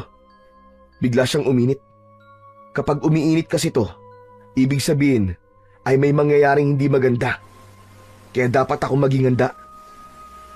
Ano namang hindi magandang mangyayari? Nasa ilog lang naman tayo. Hindi ko alam, Tol. Ang mabuti pa siguro umahon na tayo at umuwi na rin tayo. Ano ba yan? Bago pa lang ako nag-e-enjoy Kasi wala na si Jeffrey. Kung ayaw mo sumama sa akin pabalik kay na Jeffrey, bahala ka sa buhay mo. Basta ako uuwi na. Oo na. Sasama na ako sa ipabalik. Ang KJ talaga nito. Tara na. Nang umahon na sina Tonyo sa ilog, ay napahinto si Tonyo nang may naramdaman siyang kakaiba sa paligid. Sa pag-ikot niya ng tingin, ay muli niyang nakita si Tatang Berting. Matiim yung nakatingin sa kanila ni Benjo. Gaya ng sinabi ni Jeffrey, ay hindi na lang niya pinansin ang matandang lalaki at naglakad na sila ni Benjo palayo sa ilog. Sa buong maghapon na lumipas, ay hindi na muna inisip ni Tonyo ang mga bagay na gumugulo sa kanyang isipan. Pagsapit ng gabi, habang tumutulong siya sa paghahain ng hapunan, ay may narinig silang boses ng isang matandang lalaki. Tinatawag nun ang pangalan ni Mang Sandro. Lumabas si Mang Sandro at sinundan ito ni Jeffrey. Sumunod na rin sina Tonyo at Benjo sa paglabas at naiwan si Lola Rosita sa kusina. Nagulat si Tonyo nang malaman na si Tatang Berting ang nasa labas. Biglang tumingin ang matandang lalaki kina Tonyo at Benjo. May bisita ka pala, Sandro. Dalawa pa. Bakit hindi mo sinabi sa akin ang bagay na ito? Paumanin, Tatang Berting. Ang anak ko kasi ay nagpapunta sa kanila rito. Galing sila sa syudad. Kahit na. Alam mo ang patakaran dito sa ating baryo. Total 2 ang iyong bisita. Ay ibigay mo sa akin ang isa. Mawalang galang na po, pero mga bisita ko po sila. Kaya dito po sila sa bahay namin nararapat. Hayaan nyo na lang po kami na mag-istima sa kanila. Hindi po ba ilang taon na kaming walang bisita rito tuwing piyesta. Kaya sana ay pagbigyan nyo muna kami sa pagkakataong ito. Hindi muna nagsalita si Tatang Berting na para bang nag-iisip ito, habang sina Tonyo at Benjo ay nagtatakang nagkatinginan dahil pareho nilang hindi naiintindihan kung bakit kailangan ibigay ni na Jeffrey ang isa sa kanila ni Benjo kay Tatang Berting. Sige, pumapayag ako. Ngunit sa susunod na piyesta ay dapat mabahagian mo rin kami, Jeffrey. Opo, pangako po, Tatang Berting. Walang imik na tumalikod si Tatang Berting at saka yun naglakad palayo. Nang makabalik na sila sa loob ng bahay, ay agad na nagtanong si Tonyo kay Jeffrey. Tol, tanong lang, anong ibig sabihin ng pinag-uusapan nyo? Tama ba'y narinig namin? Gusto ni Tatang Berting na isa sa amin ni Benjo ang ibibigay nyo sa kanila? Oo, pero hindi naman literal na ibibigay sa kanya. Ang ibig sabihin ni Tatang Berting ay gusto niya na isa sa inyo ang tutuloy sa bahay niya. Bihira kasi kami magkaroon ng bisita dito sa baryo, lalo na tuwing piyesta. Kaya minsan, gusto ni Tatang Berting na tumulong sa pag-welcome sa mga bisita. Ganun lang yun. Wow, napaka-hospitable naman pala ng mga tao rito. Pero huwag nyo nang intindihin yun. Maghain na tayo para makakain na tayo. Medyo nagugutom na kasi ako . Napansin ni Tonyo na tila sinadya ni Jeffrey na putulin na kagad ang kanilang usapan tungkol kay Tatang Berting. Dahil doon ay naramdaman niya na tila may hindi sinasabi si Jeffrey sa kanila ni Benjo.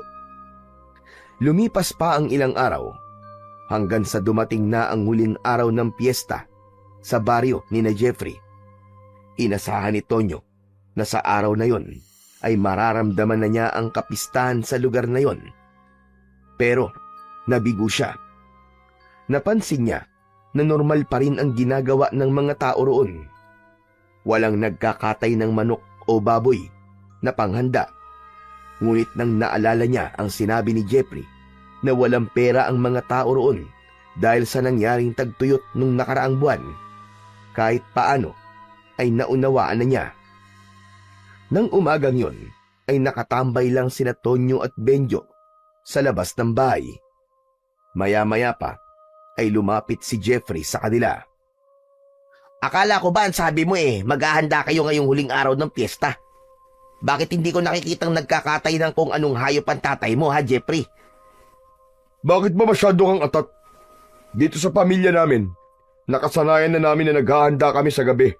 Kaya mamayang gabi pa kami magkakatay ng kung anong ihahanda namin. Ayos kakaiba din ang trip nyo Pero ano bang ihahanda nyo? Basta, malalaman nyo rin mamaya. Oo nga pala, Jeffrey. Huling araw na pala natin dito sa baryo nyo, no? Maraming salamat kasi inimbitahan mo kami rito. Akala ko hindi na importante ang magbakasyon. Pero na-realize ko na hindi pala pwedeng puro trabaho na lang ako. Kailangan din na huminga ako paminsan-minsan. At masaya ako nakasama ko kayong dalawa ni Benjo sa bakasyon ko to. Masaya rin ako na narito kayo. Alam ko na sa mga nakaraang araw ay naiinip na kayo. Pero huwag kayong mag-alala dahil mamayang gabi, sisiguraduhin namin na yun ang gabing hinding-hindi nyo makakalimutan sa buong buhay nyo. Matapos yung sabihin ni Jeffrey, ay ngumisi ito at saka ito tumalikod para maglakad pabalik sa loob ng bahay. Naguguluhang nagkatingi na naman ang magkaibigang Tonyo at Benjo. Pero walang nagsalita sa kanilang dalawa. May kakaiba na namang naramdaman si Tonyo kay Jeffrey. Napaisip din siya kung ano ang mangyayari mamayang gabi para masabi ni Jeffrey na ang gabing yon ay hinding-hindi nila malilimutan. Habang unti-unting kumakalat ang dilim sa paligid, ay hinintay ni Tonyo na makitang may kakatayin na baboy o manok sina Jeffrey. Pero hindi yun nangyari. Habang nasa kwarto si Tonyo, ay pumasok doon si Benjo. Tol, aalis pala muna ako Pupunta ako sa bahay ni na Clarissa. Bakit?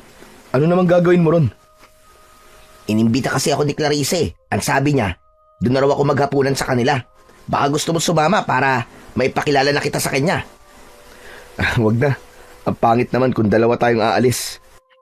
Gabi ng huling araw ng fiesta dito Saka hindi ba sabi ni Jeffrey, maghahanda sila?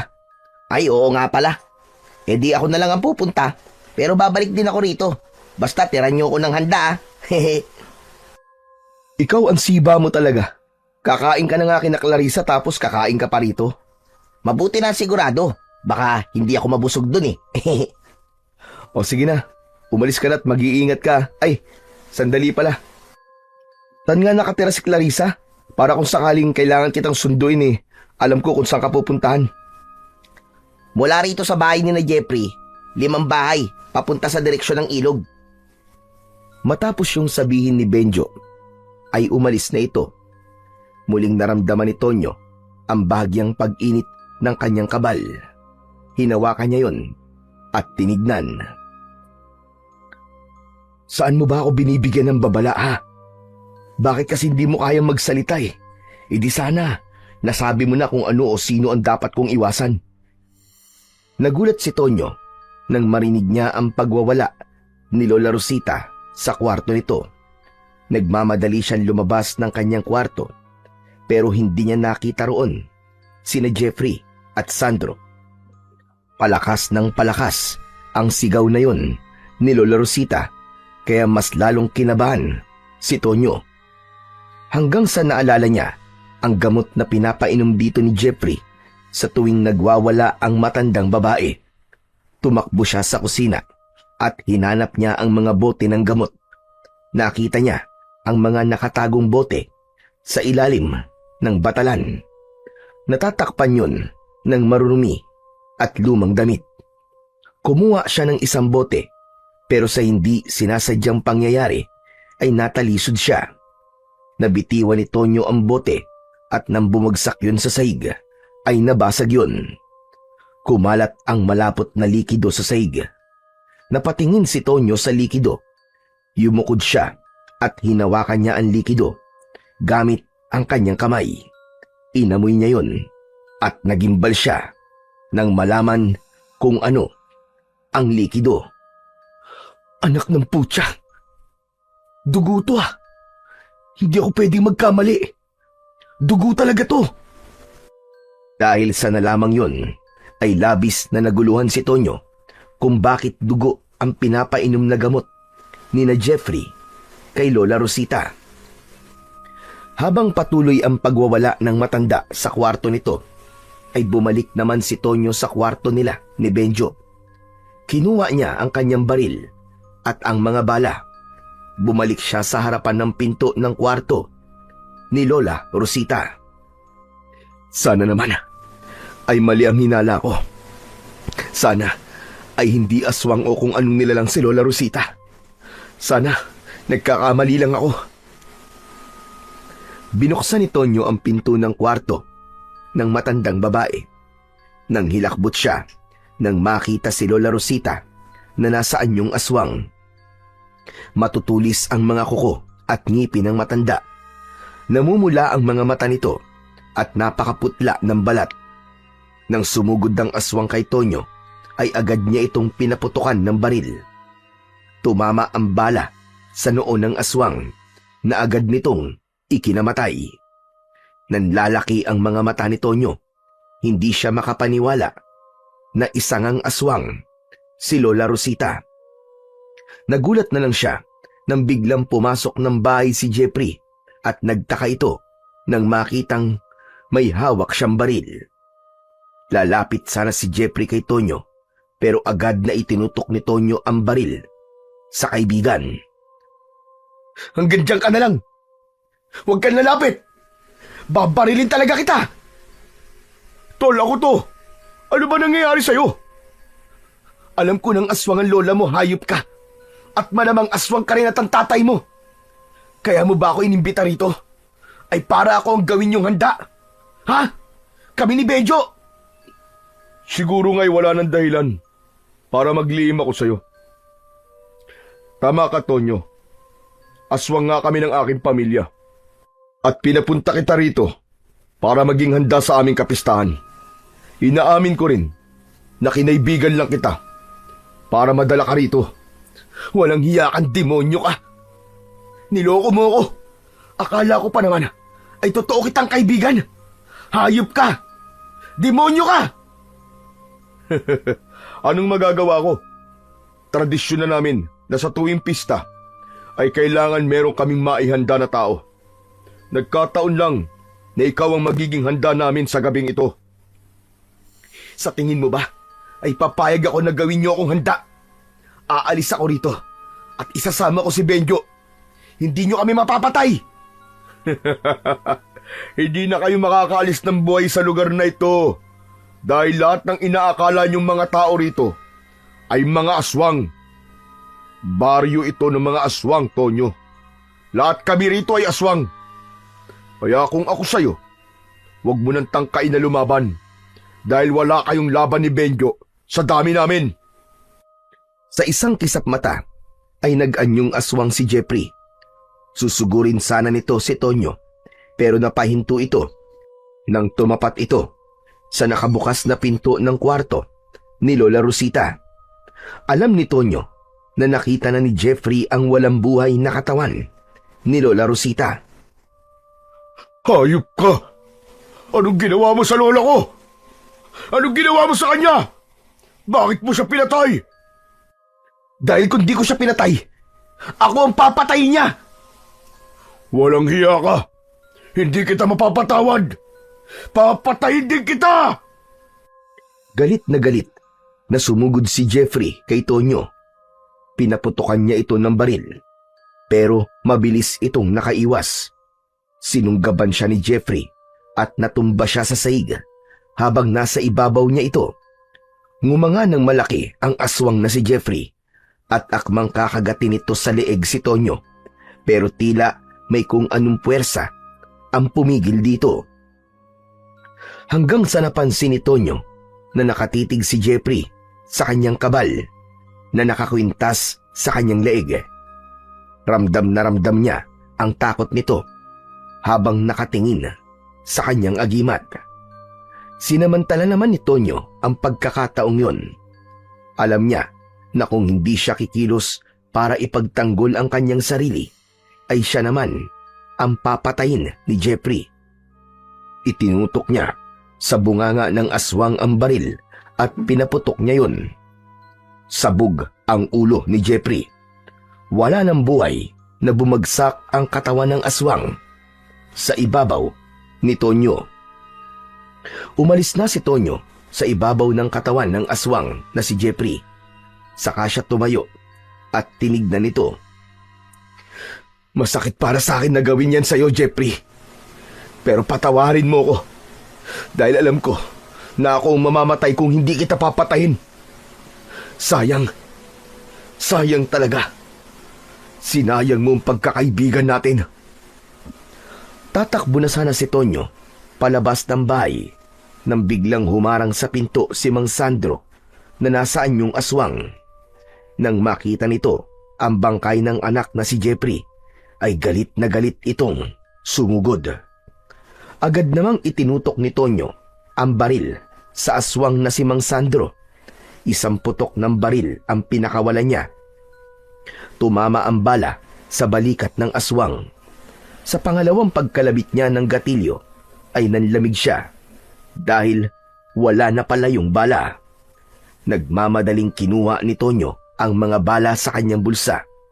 Pero paghugot niya sa mga yon ay nalaglag lahat ng bala sa sahig dahil sa kanyang pagmamadali. Upulutin na sana niya yon pero nagawa na siyang sunggaban ni Mang Sandro. Bumaon ang matutulis nitong mga ngipin at kuko sa kanyang balikat at tagiliran. Malakas na napasigaw sa sakit si Tonyo. Hindi pa rin siya nawalan ng pag-asa. Kinapa niya ang mga balang nakakalat sa sahig at nang makakuha siya ng isa, ay inilagay niya kagad yun sa magasin ng kanyang baril at walang pagdadalawang isip na pinaputukan niya ang aswang sa sentido. Sumambulat ang utak ng aswang na si Mang Sandro at saka yun bumagsak. Pagkatapos nun, agad na tumayo si Tonyo at pinulot niya ang mga bala. Pinuno niya ng bala ang magasin ng kanyang baril at saka siya tumakbo palabas ng bahay. Kailangan kong puntahan si Benjo. Kailangan ko siyang puntahan. Baka kung ano na nangyayari sa kanya. Delikado siya rito.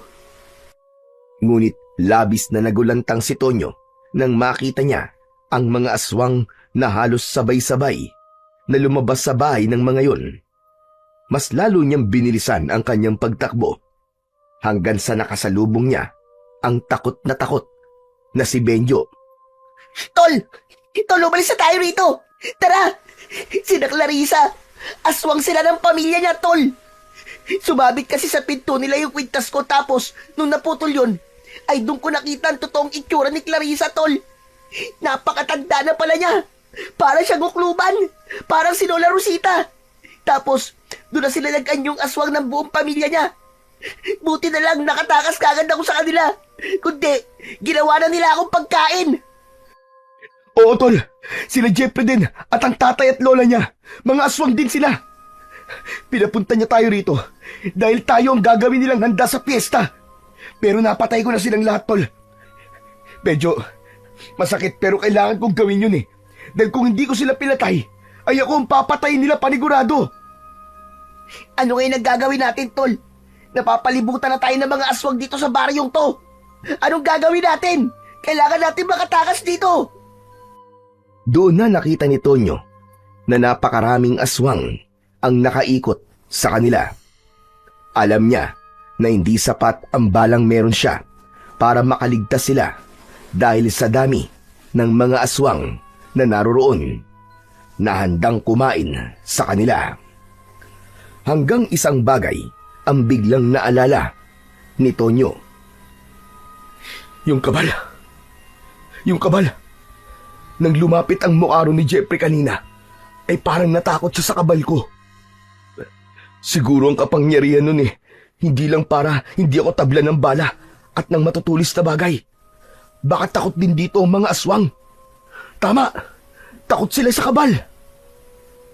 Hinubad ni Tonyo ang kabal at hinawakan niya yon sa tali.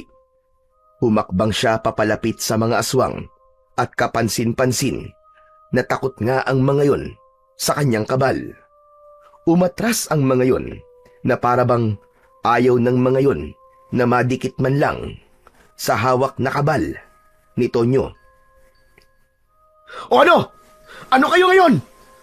Dito pala kayo takot ha? Sige, lumapit kayo! Lapit! Subukan niyo saktan kami! Ano? Lumapit kayo! Mga duwag pala kayo eh! Galit na umangil ang mga aswang na nakapalibot sa kanila. Pero hindi makalapit ang mga yon dahil sa agimat o kabal ni Tonyo. Nagpatuloy sa paglalakad si Tonyo habang hawak-hawak ang kabal. Si Benjo naman ay nakasunod lang sa kanya. Sa tuwing may magtatangkang aswang na umatake sa kanila, ay ihaharap lang ni Tonyo ang kabal rito at parang nasasaktan na umaatras ang mga aswang. Nang nakarating na sina Tonyo at Benjo sa may arko palabas ng baryo na yon, ay tila sumuko na ang mga aswang at hindi na sila sinundan ng mga yon. Doon na nagmamadaling tumakbo ang magkaibigan at walang ibang nasa isip nila kundi ang makalayo sa baryo ng mga aswang. Ligtas na nakabalik sa Maynila ang magkaibigang Tonyo at Benjo. Ngunit nanatiling sariwa sa kanilang isipan ang bangungot na naranasan nila sa baryo ng mga aswang.